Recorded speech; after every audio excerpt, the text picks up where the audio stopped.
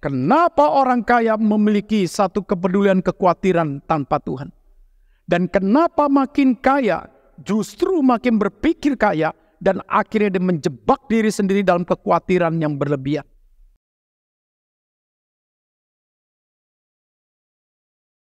Lukas 12 ayat yang ke-17 menunjukkan kepedulian dan kekhawatiran orang kaya tanpa Tuhan.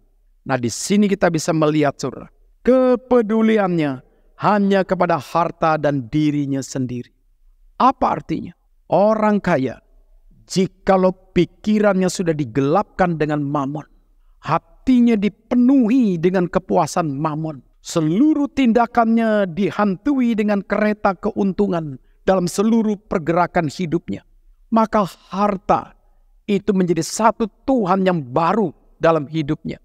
Sehingga dia wajar, akhirnya dia hanya peduli dengan diri, dia hanya peduli dengan keluarga, dia hanya peduli dengan sekutunya, dia tidak akan peduli dengan orang lain.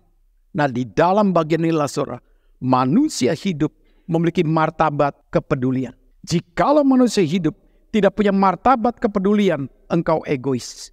Jikalau kamu hidup tidak punya martabat kepedulian, berarti engkau mematikan fungsi hati nuranimu untuk kita membangun relasi dan membangun komunitas dengan orang-orang secara nilai sosial. Tetapi orang kaya adalah merasa terhormat jikalau dia dipuji. Dia merasa terhormat jikalau dianggap penting. Dia merasa terhormat jikalau seluruh kelebihannya itu menjadi sesuatu yang bisa diperlihatkan kepada orang lain dan orang lain menganggap dia orang sukses.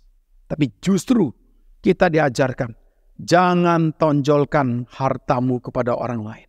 Ini langsung mengajarkan kepada kita, saudara, seluruh kelebihan yang Tuhan titipkan kepada kita harusnya itu menjadi alat kepedulian untuk kita menyatakan kasih Tuhan kepada orang lain. Jadi engkau kelebihan harta, engkau kelebihan tenaga, engkau kelebihan waktu, engkau punya kelebihan banyak pengalaman.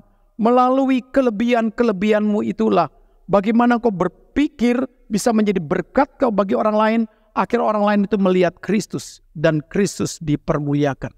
Yang kedua, kekhawatiran dirinya karena cara berpikirnya yang sombong. Nah, di dalam bagian inilah berkelimpahan harta, tapi justru menambah kekhawatiran. Kenapa? Karena orang ini tidak kaya dengan hati yang penuh bersyukur. Orang ini tidak kaya dengan hati yang penuh beriman. Untuk bagaimana melalui kelebihan itu, harusnya dia bisa memberkati orang lain, bahkan dipakai untuk melayani Tuhan.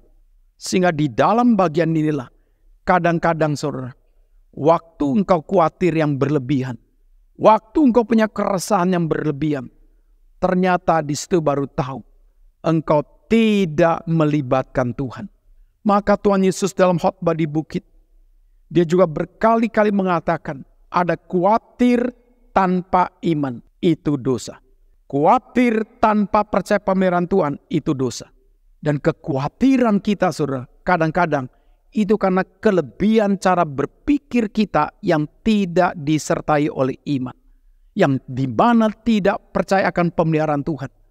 Nah, di dalam bagian inilah, saudara, yang memimpin arah hidup kita adalah iman yang menundukkan cara berpikir kita. Dan iman yang memimpin cara berpikir kita. Dan iman yang memimpin perasaan kita. Iman yang memimpin tindakan kita.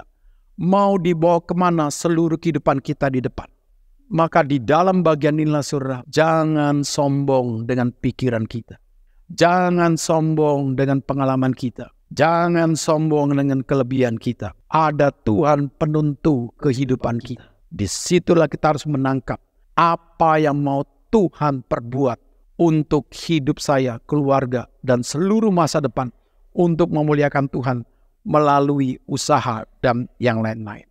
Jadi di dalam bagian inilah kita bisa simpulkan orang yang kaya di hadapan Tuhan, orang yang bahagia dalam Tuhan, tidak mau diperbudak dengan harta, dengan uang. Dan tidak mau hidupnya dipenuhi dengan kekhawatiran karena uang.